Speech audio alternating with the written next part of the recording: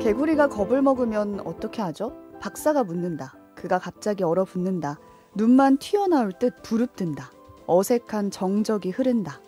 나는 그가 개구리 흉내를 내고 있다는 것을 깨닫는다. 겁나면 얼어붙게 돼 있어요. 그게 불안을 표출하는 방식이에요. 이것 하나만 기억해요. 위험을 향해 달려라.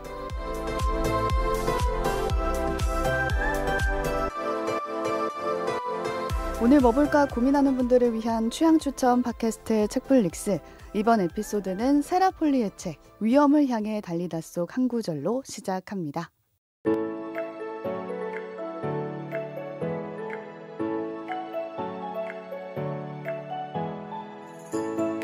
안녕하세요, 책디입니다. 오늘도 책플릭스 함께 만드는 두 분 나와 계세요. 네, 이거 보니 저거 보니 온갖 거 다 챙겨보는 본입니다.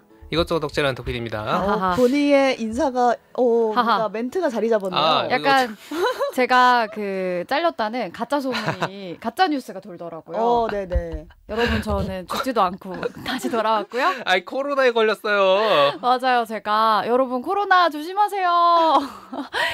조심하시고요. 어쨌든 목이 아파가지고 심상치 않아서 가봤더니 또로나였습니다. 어머나. 네, 이제 완전히 나아서 왔고요. 전 잘리지 않았습니다. 네. 살아 돌아온 분이었고요. 네. 네, 책플릭스 여름이었다 특집 계속하고 있는데 오늘은 덕PD가 준비해온 작품이에요. 네. 저는 이 오프닝을 보면서 일단 이게 대체 무슨 소린가. 제 말이요. 이게 무슨 소린가. 그리고 이거 뭐 도움이 되라고 하는 소린가. 약간 이런 생각도 들었거든요. 위험은 피해야 하는 거잖아요. 그렇죠. 근데 여기서는 위험을 향해 달려라. 이렇게 말을 해서 그러면 한비아의 지도 밖으로 행군하라. 약간 이런 것처럼. 위험을. 나이가. 약간 우리 때 유행하던 책인데. 도전하라. 그쵸? 나가라. 이런 뜻인가. 그러니까 개구리가 왜 나왔을까? 그러니까 왜 개구리로 여름 특집이어서 일부러 개구리 구절을 고르신 건가?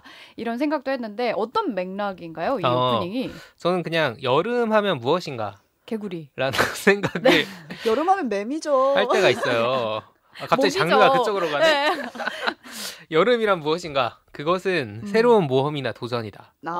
지도 밖으로 행군하라. 맞네. 한비하네. 조비하다 조비야. 여름 작품 하니까 시간을 달린 소녀 생각난다는 댓글이 있었습니다. 시간을 달린 소녀 여러분 보셨나요? 딱 여름스러운 봤죠. 그 애니메이션. 배경도 여름이고 네. 정말 명작이고 여름하면 꼭 생각나는 작품인데 뭔가 의지, 모험, 그리고 청춘 뭐 이런 키워드 그거에 대해서 이제 지금 올림픽이 내일 모레 폐막입니다. 네. 연결돼서 떠오르는 게 하이큐라는 애니메이션이 있어요. 여러분 혹시 아시나요? 못 참죠. 아니요, 하이큐 몰라요. 알아요? 도쿄올림픽 때 그렇죠. 김연경 선수 붐이 일면서 넷플릭스 1위를 찍었어요. 난리가 났었죠. 배구 애니메이션이에요. 최근에도 영화 극장판이 개봉하고 지금 넷플릭스 시즌 4까지 있을 거예요. 그러니까 배구 애니메이션이고 하이큐가 배구라는 뜻이에요, 일본어로. 그러니까 지난 저도 도쿄올림픽 때 여자 배구 선수들의 경기를 보고 이 하이큐에 입덕을 했는데 이게 약간 여름 전지훈련 에피소드 뭐 이런 게 있어요. 보면은 어떤 뭔가 미숙한 나 혹은 불안에 빠져있는 나 그리고 더 성장하고 싶은 나의 한계를 뚫고 나가는 그 성장 서사가 담긴 작품입니다. 이게 또 여름의 특 아닌가 싶어가지고 또 이런 오프닝을 골라봤습니다. 네. 왜냐? 위험을 향해 달린다는 게 바로 도전이다. 그러니까요. 그런 겁니다. 조비야. 자꾸 이렇게 실명. 네. 맞다. 실명 토크 그렇습니다. 네. 덕비야. 네, 그렇습니다. 네, 그럼 이 책 위험을 향해 달리다 소개를 자세히 한번 들어보겠습니다. 네, 이 책은 배우이자 감독인 세라폴리의 에세이 모음집입니다. 캐나다 작가이자 배우 감독이고요. 세라폴리 처음 들어봤다 하신 분 계실 수 있는데 책플릭스 103화에서 오지가 소개한 적 있는 작품 우리도 사랑일까? 라는 작품이 있습니다. 재밌습니다. 지금 처음 듣는 눈이에요. 지금 책디 눈이. 그게 이분 작품이에요? 이게 감독 작품이에요. 진짜? 네, 우리도 사랑일까? 또 다큐멘터리 우리가 들려줄 이야기라는 작품도 있는데 이것도 좀 알려져 있고요. 이 책에는 이 세라폴리의 6편의 에세이가 담겨 있습니다. 그러니까 오늘 중점적으로 소개할 에세이는 책 제목에도 반영되어 있는 그리고 오프닝의 마지막 문장이기도 했던 위험을 향해 달려라 라는 글입니다. 두 사람 혹시 작은 아씨들이라는 영화 기억하시나요? 알죠. 보시나요? 네. 보셨나요? 영화 드라마 말고요? 영화. 작은 아씨들. 저는 영화 티모시 샬라메 좋아하잖아. 영화도 봤고 그 한국 버전 각색된 드라마도 봤어요. 네. 전 책도 샀어요. 엄청 두꺼운 아 진짜 원전? 네. 근데 읽어보지는 못했어요. 예뻐서 샀는데. 그렇지. 장식용. 이게 몇 년 전에 영화로 만들어지면서 원작이 재조명되고 이 영화 자체가 되게 여러모로 맞아요. 좋은 평가를 받았거든요. 원래 이 영화의 시나리오를 세라 폴리가 작업을 하고 있었습니다. 그 시절 이야기예요.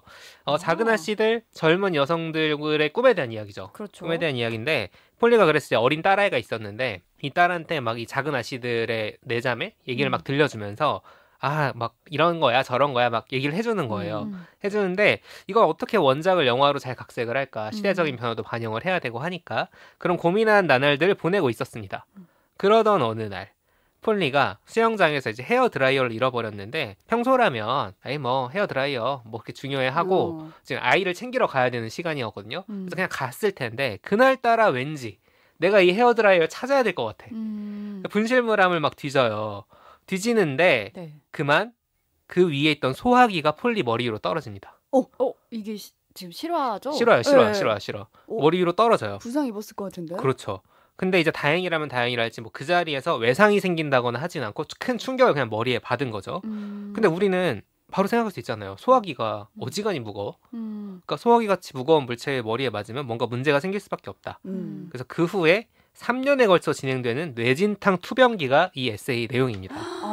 전혀 예상치 못한 그렇죠. 전개로 흘러가는데요. 자, 이후에 폴리는 대화든 뭘 보는 것이든 어떤 자극에 노출됐을 때 갑자기 찾아오는 심각한 두통을 비롯해서 여러 증상을 겪습니다.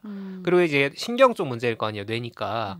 고통이 이렇게 찾아오지 않아도 나니까 이게 너무 무서운 얘기였는데 내가 말을 하는 게 좀 이상한 것 같아. 그래서 근데 뭐가 정확히 이상한지 나는 모르겠는 거야. 그래서 물어봐요. 네. 본인이 나 지금 말하는 게 좀 이상해? 네. 라고 물어보면 솔직하게 얘기해 주는 거야. 좀 이상해.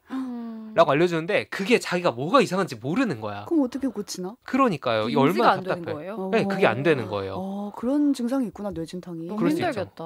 그쵸. 네. 사람들을 만나 대화하는 것도 당연히 어려울 거고 시나리오를 쓰는 고차원적인 일은 당연히 어렵습니다. 결국 포기하게 돼요. 아이를 돌볼 때도 굉장히 느리거나 단순한 대응을 할 수밖에 없는 여러 힘든 상황에 노출이 됩니다. 그럼 이제 의사 찾아가야죠. 조언을 막 구하기 시작을 해요. 주변에 혹시 직간접적으로 뇌진탕 경험이 있는 사람들의 조언도 구해보는데 저는 이것도 환장하겠더라고요. 그 조언을 종합하면 이렇다고 합니다. 어두운 방에 누워있어라. 어두운 방에 누워있지 말아라. 뭔 소리야? 밖에 나가라. 안정을 취해라. 너무 철학적인데요? 아니 그리고 완전 상반되잖아요. 네. 누구는 어두운 방에 누워있으라 그러고 네. 누구는 어두운 방에 누워있지 말라 그러는 거야. 딱히 방법이 없는 거네요. 그리고 누구는 밖에 나가라 그러고 누구는 방에 있으라고 하는데 이게 사람마다 경험이 다 다르고 증상이 다르니까 이거 완전 유튜브 세상 같네요. 지금 주식을 사라, 주식을 버려라 둘 다 얘기하던데. 네 난리죠. 네.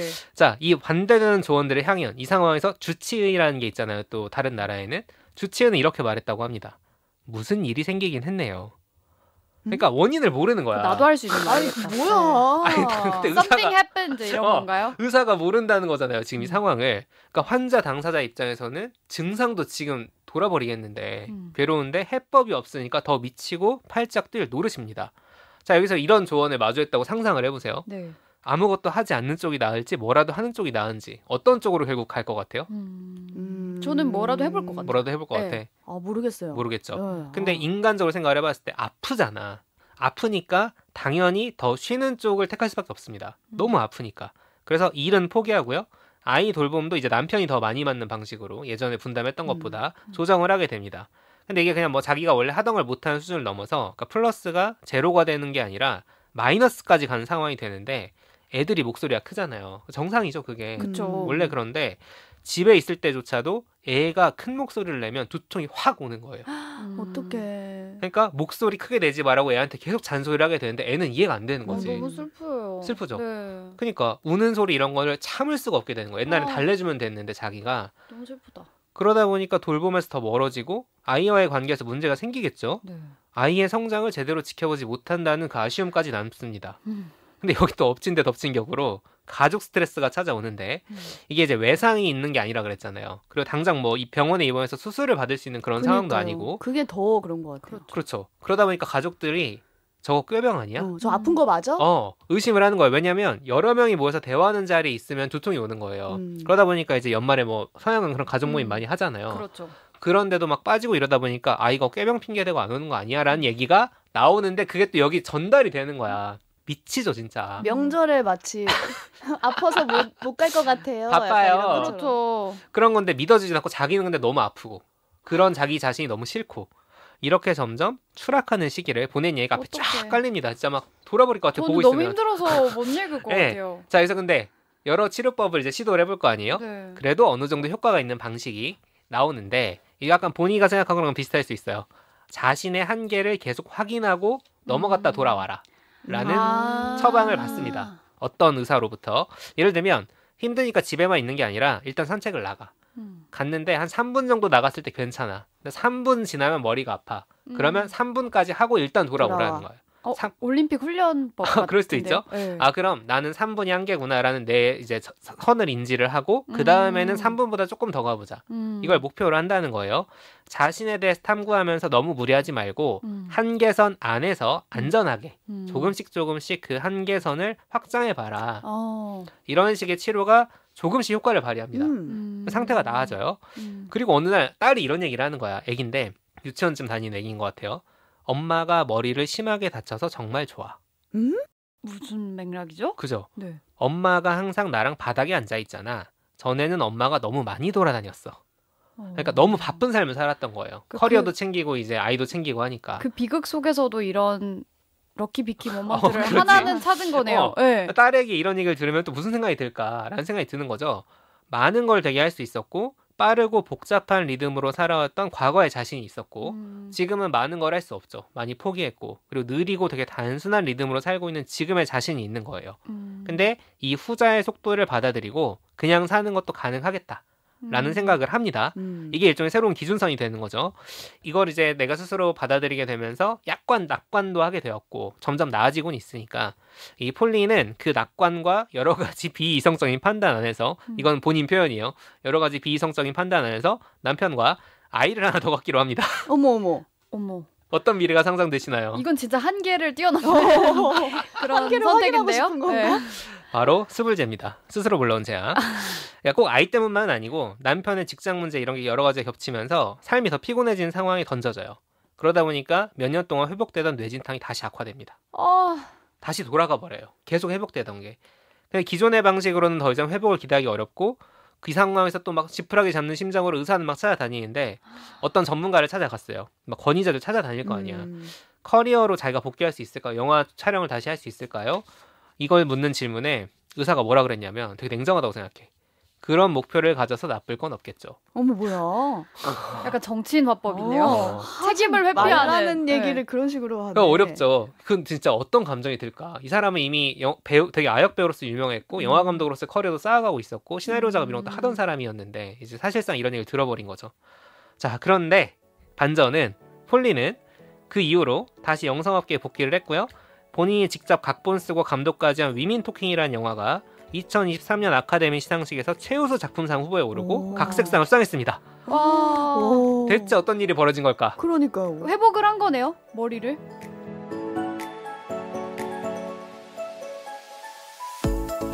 자, 여기서 바로 오늘 오프닝에서 소개한 대화를 나누게 되는 개구리 얘기 나오는 여기서 나오는 거군요. 새로운 의사를 만나게 됩니다. 돌이켜봅시다. 한 가지만 기억하라 그랬죠. 개구리 요법을 쓴 의사를 만납니다. 거구나. 뭐라고 기억하라고 했죠? 위험을 향해 달려라. 달려라. 그렇죠. 이게 뭔 얘기인지 설명을 해드리겠습니다. 이 새로운 의사가 기존의 의사들과 달랐던 점은 폴리의 경우 진단을 해보니 뇌진탕으로 인한 두통이 불안이랑 관련이 크다. 이 점에 주목을 했다고 하더라고요. 아프니까 불안할 수밖에 없는 거 당연한 거 아니야? 라는 우린 생각을 하잖아요. 그런데 뇌의 메커니즘상 이 복잡한 얘기가 나오긴 하는데 네. 불안 자체가 고통을 유발할 수도 있대요. 그러니까 아프니까 불안한 게 아니라 불안해서 아플 수도 있다는 거야. 그러니까 악순환의 고리가 있는 거죠. 그래서 불안으로부터 최대한 벗어나는 환경을 만드는 게 중요합니다라고 얘기를 해요. 폴리한테. 폴리는 저 안 불안한데요? 오히려 뇌진탕에 걸린 이후로는 감각이 무뎌져가지고 네. 불안을 못 느껴요 라고 얘기를 해요. 그러니까 의사가 한 얘기가 바로 이겁니다. 개구리 얘기. 사람은 불안하면 얼어붙을 수밖에 없다. 지금 너의 무감각은 불안 때문에 그렇게 무감각한 거야. 불안을 못 느끼는 게 아니라 불안이 너무 심해가지고 무뎌진다는 거지. 여러분 혹시 인사이드 아웃 안 보셨나요? 봤죠. 거기 보면은 봤죠. 불안하면 애가 판단을 못 하잖아. 판단을 못 하고 지금 자기가 하고 있는 행위를 그냥 밀어붙여 버리잖아요. 그 계기판이 작동 자체를 못 하죠. 완전 맛이 가버리죠. 그렇죠. 그렇게 된 상태라는 게 의사의 진단인 겁니다. 아, 제가 이 얘기를 듣고 지금 어떤 책인지 계속 떠올리려고 했는데 책은 생각이 안 나는데 제가 읽었던 구절이 생각이 나요. 사람이 의외로 가장 자유로워지는 순간이 자신이 가장 불안해하던 어떤 일이 일어났을 때. 그걸 계속 상상만 하고 있었는데 맞아요. 근데 왔어. 심지어 그게 비극이라 하더라도 예를 그치, 들면 그치, 내가 그치. 뭐 중요한 시험에 떨어질까 봐 막 불안해하던 기간이 오히려 더 고통이고 그치. 차라리 불합격 통보를 받은 순간 자유로워지는 이럴 줄 알았어. 네, 맞아. 그런 이상한 감정이 그렇지, 인간에게 그렇지. 있다는 거예요. 언젠가 차일 것 같았는데 실제로 이별 통보를 받았어. 그쵸. 차라리 그게 맘 편하잖아요. 그치. 근데 그래서 그 불안을 해결하는 방법 중에 하나는 오히려 그 비극을 빨리 그냥 그냥 너 나랑 헤어질 거야? 맞아요. 너 나랑 사귈래? 차라리 물어보고 나 지금 불안하거든. 차라리 그냥 차이는 게 오히려 낫다. 해결책일 수도 있다라는 글을 본 적이 있는데 약간 비슷한 맥락인 것 같다는. 이거 약간 좀 극단적인 처방인 것 같긴 한데 어쨌든 우리는 불안으로부터 벗어나고 싶은 거잖아요. 그렇죠. 어떻게 하면 벗어날 수 있느냐? 위험을 피하려 하지 말고 그걸 향해 달려라. 라는 그게 게 지금 이제 같은 그거예요. 말이네요. 그렇죠, 네. 그렇죠. 근데 이렇게 yes or no 정도로 극단적인 건 아닌 거지. 자, 이전에 폴리가 이미 좀 시험을 봤던 방식 있었죠. 한계까지 자기를 몰아붙인 다음에 그 한계에 걸리면 일단 돌아와라. 그리고 다음에 다시 그 한계를 확장시켜 봐라. 이거였는데 이 의사는 그거보다 훨씬 공격적으로 그 한계를 넘어가야 된다. 그러니까 증상을 어떻게 바라보냐. 그 증상이 나타난다는 건 한계를 확인시켜주는 기준선이 아니라 한계를 확인할 수 있는 기회다. 그때 더 가야 된다는 거죠. 그러니까 내가 무엇을 못하는지를 확인을 하고 와. 못하는 걸 할 수 있게 될 때까지 스스로를 거기 와. 노출시켜라. 올림픽 정신이다. 그렇죠. 네. 여름이잖아. 그 달리기 할 때도 마지막 남은 구간을 맞아요. 전속력을 향해서 달리거든요. 와. 그렇게 그치. 해야지 다음에 기록이 더 늘어요. 그리고 자기가 죽을 것 같을 때 한 한 번 번 더 더 힘을 가요. 내야 돼. 그거지. 전 기권합니다. 아까 말은 그게 아니었는데. 그래서 이제 산책은 물론이고 뭐 장보기, 사람이 되게 많은 파티에 참여해서 소셜 활동을 하기, 궁극적으로는 감독으로서 복귀하는 것까지, 그러니까 뭔가 두통을 유발해서 자기를 괴롭히는 모든 걸 그동안 폴리가 피해왔죠. 피해왔는데 그러다 보니까 무슨 일이 벌어지냐? 뇌가 그런 상황에 대처한 능력을 상실해. 그러니까 더 약해지고 더 약해진다는 거야. 피하는 게 상책이 아니네. 그렇죠. 네. 그러니까 이게 말로만 되는 게 물론 아닙니다. 근데 네네. 그래서 이제 그걸 위한 여러 프로그램들을 의사가 제안을 해줘요. 뭐 운동도 있고 뭐 스케줄상 무엇을 해야 하고 그 과정에서 한계가 느껴지면 어떤 생각을 해보고 더 밀고 나가라라고 하면서 구체적인 행동 요령까지 알려주고요. 이걸 설명하는 과정에서 의사의 행동은 마치 미식축구 코치처럼이라고 폴리가 묘사를 합니다. 이제 우리는 귀를 휘날리며 고지를 향해 달릴 겁니다. 약간 공화당 같은데요? 미국 공화당. 네. 이런 식으로 막 얘기를 했대. 뭐 산 등정하는 사람 같은. 근데 저는 사실 전 좀 유치해가지고 네. 이런 말에 좀 와. 응원이 돼요. 버터플라이 지금 머릿속에 흐르고. 맞아요. 열심히 해야지 이런 생각 들어요. 그렇죠. 이게 근데 사실 사람마다 호불호가 갈릴 수는 있어요. 그렇죠. 뭐 폴리 역시 처음에 굉장히 당황을 합니다. 음. 근데 이게 단순히 그냥 다그치기만 하는 게 아니라 이 상황을 바라보는 새로운 인식을 줬다. 이거에 약간 희망을 잡는 거예요. 그러니까 뇌를 보호해라가 아니라 뇌를 훈련시켜라. 그리고 훈련의 가이드를 여러 가지 근거를 제시해주고 실제 재활 코치들이 이 과정을 가이드를 해줍니다. 그러니까 여러모로 필요한 지원을 제공을 하면서 다그치기도 하는 거죠. 저는 밥 먹고 누워서 자는 걸로 제 위장을 훈련시키고 있습니다. 요즘. 헛소리고요. 네. 그리고 저는 이게 더 중요해요. 그 어떤 의사가 현장에 복귀할 수 있을까요? 라고 했을 때 그런 목표를 가지는 것도 좋겠죠? 네. 라고 했잖아요. 이 의사는 뭐라고 하냐? 당신은 회복될 겁니다. 반드시. 아멘. 약간 저도 약간 교주 느낌이 나네요. 이거 사기꾼 아니야? 잘 되면 의사, 잘 되면 명의, 안 되면 사기꾼 아닙니까? 그렇죠. 근데 그 믿음과 지지가 사실 폴리한테는 필요했던 순간이죠. 거죠. 왜냐면 뇌가 아픈 거니까. 그렇죠. 다른 데가 아니라. 그러니까 폴리는 당연히 쉽지 않았을 온갖 재활 과정을 거치게 되고요. 어느 순간 3년의 투병 생활 동안 찾아오지 않았던 명료함의 순간이라는 걸 길 가다 느끼게 된대요. 그리고 펑펑 울었대. 왜냐면 다시 그게 찾아오기 전까지는 자기가 뭘 잃었는지도 몰랐던 거야. 그래서 내가 그동안 이걸 잃고 있었구나라는 거를 깨닫고 펑펑 운 다음에 근데 그 순간이 또 금방 사라졌다고 해요. 그런데 며칠 뒤에 찾아오고 점점 자주 찾아오고 그러다가 돌아온 거예요. 회복이 된 거죠. 아이고. 놀랍죠. 너무 잘 됐다.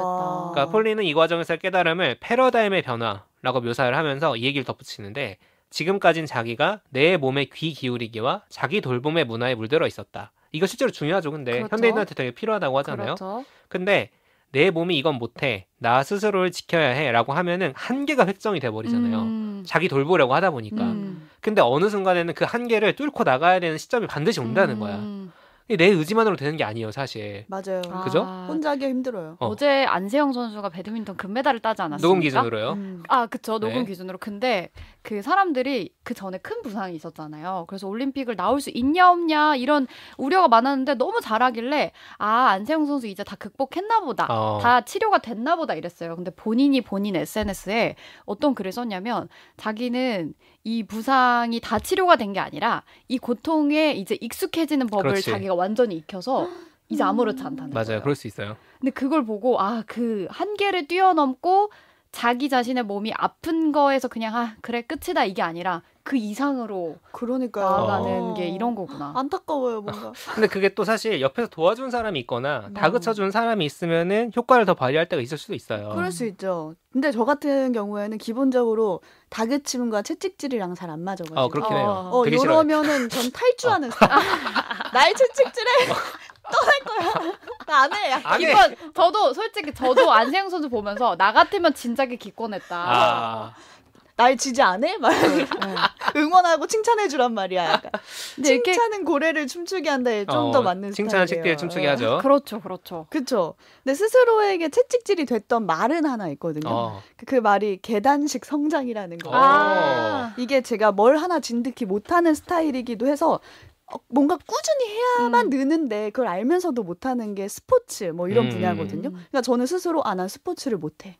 나는 운동을 잘 못하는 사람이야. 왜냐면 진득히 안 했으니까 이게 늘지를 못하는 거예요.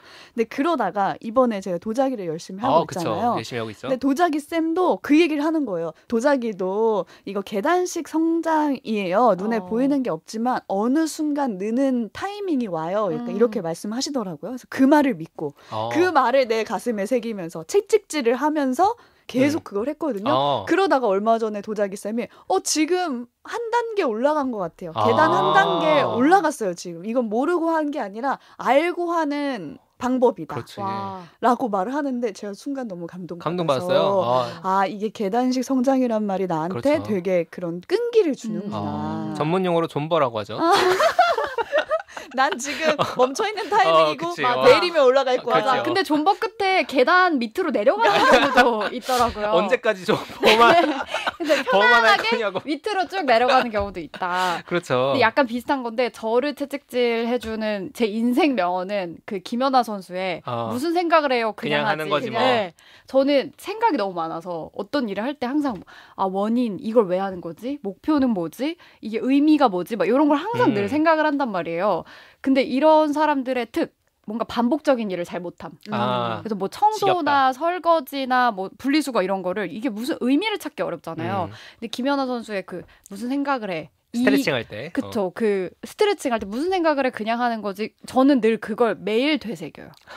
매일 회사를 왜 가야 되지? 이런 생각을 하면 그냥 가는 거지. 그 생각으로 그냥 하면 한 5초만 버티면 다 되더라고요.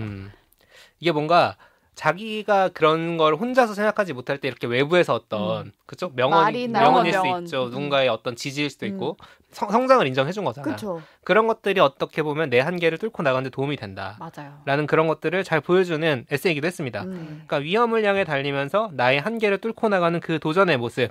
아까 안세영 선수 얘기했지만 올림픽 또 여름 하면 떠오르는 뭐 특별 훈련 아니면 뭐 자기만의 여행 요즘 이렇게 혼자 여행 가시는 분들도 좀 있더라고요.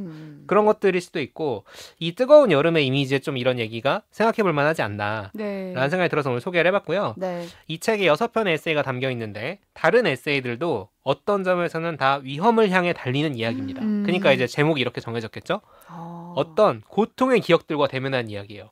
그러니까 아역 배우로 되게 일찍부터 커리어를 시작해 국민 여배우예요. 캐나다에. 그러니까 문근영 씨 생각하면 돼요. 거의 전 국민이 아는 캐나다의 문근영. 국민 여동생 출신. 근데 이제 감독까지 해가지고 성공하고 아카데미 받고 막 이런 사람인 거죠. 근데 이 아역 배우로서 학대 수준의 현장에 노출됐던 경험. 그때는 말하지 못했지. 근데 이제는 말할 수 있다. 그리고 성폭력 경험이랑 미투, 위험한 임신에 대한 이야기, 뭐 이런저런 얘기들이 다 담겨 있어요. 그래서 폴리 본인이 제작한 다큐멘터리 우리가 들려줄 이야기에서 보여준 것처럼 자기의 이야기에서 출발을 해서 어떤 보편성을 가진 메시지를 풀어내거든요. 관심이 가신다면은 이 책 전체를 읽어보시는 것도 추천드립니다. 여름은 위험을 향해 달리다.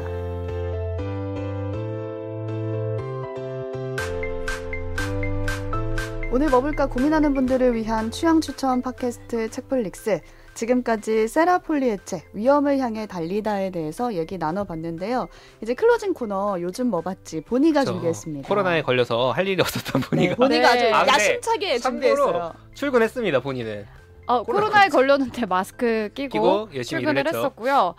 제가 사실 코로나 걸려서 집에 있을 때도 이 책을 계속 읽었습니다. 요즘 제가 읽고 있는 책 소개할 거는 그 두 사람의 인터내셔널이라는 김기태 작가의 단편집을 소개하려고 하거든요. 여기 9개의 소설이 있는데 그중에 한 편을 고르기가 정말 어려웠어요. 진짜 요아정 토핑 고르기보다 더 어려웠습니다. 근데 그중에서도 이거는 이 멤버 중에 나만 소개할 수 있다. 약간 그런 단편으로 세상 모든 바다라는 그 소설을 소개하고 싶습니다. 그러니까 두 사람의 인터넷이라는 소설집 안에 있는 단편 소설 하나를 지금 첫 소개하는 번째 거죠. 단편 소설인데 세상 모든 바다가 블랙핑크 같은 케이팝 걸그룹 이름이에요. 가상의. 가상의 걸그룹. 되게 순수 우리말 같은 느낌이네요. 그렇죠. 약간 세모바 이런 느낌으로 방탄소년단 같은, 그러니까 방탄소년단 플러스 블랙핑크 플러스 유튜브급의 다 갖다 그렇죠. 그걸 다 가진 가상의 걸그룹인데 이제 주인공은 소설 속 주인공이 한국계 일본인인 하쿠라는 이 그룹의 팬이에요. 팬이에요, 팬. 그래서 한국의 콘서트를 보러 온 건 아니고 한국의 그 콘서트장 앞을 그냥 구경하고 있는 한 팬입니다. 심지어 콘서트장에 들어가지도 못한 아주 평범한 13만 명의 팬 중에 한 명인데 제가 이 책을 소개하고 싶었던 이유는 덕질을 해보셨나요? 덕질 해봤죠. 덕PD잖아요. 네, 그렇죠. 아이돌 덕질. 아이돌 덕질은 안 해봤어요. 이게 뭔가 아이돌 덕질을 할 때 마음속에서 내적인 갈등을 좀 느끼게 돼요. 그래요? 그러니까 이걸 제가 첫 번째 뭐라고 제가 이름을 지었냐면 좋아한다라는 말의 무게라고 이름을 지었는데 그러니까 처음에는 아이돌을 좋아하는 감정의 무게가 굉장히 가볍거든요. 왜냐면 그냥 예쁘고 잘생기고 와 너무 멋있어. 되게 원초적인 호감. 그렇죠. 그냥 원초적인 호감으로 좋아하다가 예를 들면 BTS 생각해 보면은 나중에는 그 사람들의 서사를 응원하면서 조금 더 무거운 마음이 되고 나중에는 그들이 막 연설하고 그들이 이 세상에서 대표하는 어떤 메시지를 내가 또 응원하게 되면서 조금 더 무거워지게 되잖아요. 근데 그래서 이 세모바라는 그룹도 그냥 걸그룹이기도 하지만 동시에 뭔가 사회적인 메시지를 많이 자꾸 내는 거야. 그렇죠. 반전 메시지라든가 이런 메시지를 BTS야. 내는 그룹이어서 그러니까 그 무게가 점점 무거워져요. 그래서 내가 좋아하는 것이 근시안적인 사랑인가 원시적인 그 먼 사랑인가 이제 그거를 계속 고민하게 되는 그런 아이돌 덕후의 마음을 좀 잘 읽어주고 있고 또 두 번째로는 느슨한 연대의 힘. 이렇게 제가 이름을 그 재미 포인트를 잡았는데 이게 같은 팬들끼리 모르는 사람이잖아요. 전혀 모르죠. 전혀 모르는 사람이고 사실 막 인터넷상에서 막 좋아요 좋아요 서로 막 그 라이크 눌러주지만 콘서트장에서 막상 만나면 그냥 그치. 너무 다른 사람들이에요. 너도 스테이니? 그쵸. 안녕 이렇게 뭐 너도 아미니? 어디 지역에서 온 누구라고는 하지만 어색하고 근데 그치만 또 같은 그룹을 좋아한다는 이유로 또 연대되어 있기도 맞아요. 하잖아요. 그래서 그 연대의 힘이 어떤 결과를 만들어낼 수 있는지 그걸 좀 풀어낸 사회적으로 풀어낸 측면도 있어서 재밌는 소설입니다. 그래서 이게 약간 그 세모바라는 이름 뜻이 세상의 모든 바다는 사실은 이어져 있다. 이어져 있어. 우리 모두 이어져 있대. 네. 그런 에반게리온이냐고. 뜻이구나. 저는 사실 이게 좀 충격이었어요. 너무 충격적이다. 멋있는데요? 그쵸?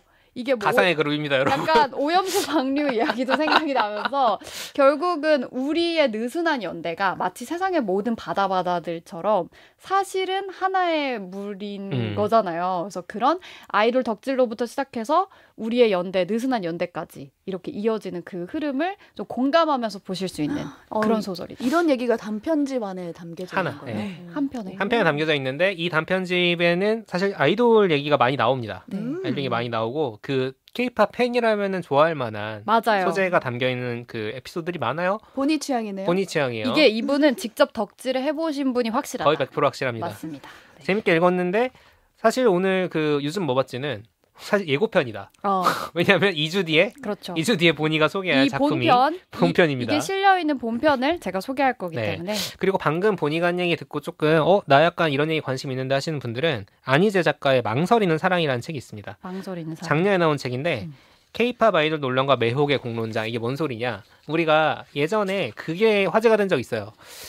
FT 아일랜드 최종훈이었나? 누구 팬이었는지 모르겠는데 성덕이라고 내가 좋아했던 아이돌이 정준영 팬이었구나. 정준영 팬. 맞아요. 감독이 내가 좋아했던 아이돌이 범죄자라니 하면서 이제 망한 팬들에 시리얼에서 대한 다룬 적 있었죠. 그죠? 네. 그런 것들을 담아낸 다큐멘터리가 있는데 실제로 논란 있는 아이돌들이 상당히 많잖아요. 상당히 많은데 그 논란 있는 아이돌들을 여전히 덕질하고 사랑하는 사람들의 마음. 예를 들어서 뭐 옛날 르세라핌에서 이제 학폭 논란이 있어가지고 탈퇴했던 멤버라든가 이런 사람들에 대한 얘기, 아니면 뭐 샤이니의 어떤 멤버에 대한 얘기, 이런 것들이 근데 그럼에도 불구하고 나는 이 사람이 왜 좋고 그 좋아하는 나 자신의 어떤 망설이는 마음에 대한 그 면담을 해가지고 다 이걸 담아낸 책이 있어요. 그래서 관심 있는 분들은 한번 이 책도 찾아보시면 좋을 것 같습니다. 좀 연결되는 부분이 있네요. 네. 청취자 여러분들도 오늘 방송에 대한 감상이나 저희가 나눈 이야기 들으시면서 떠오르는 생각들 댓글로 남겨주시면 되고요. 저희는 새로운 에피소드로 또 돌아오겠습니다. 청취해주신 여러분 고맙습니다. 감사합니다.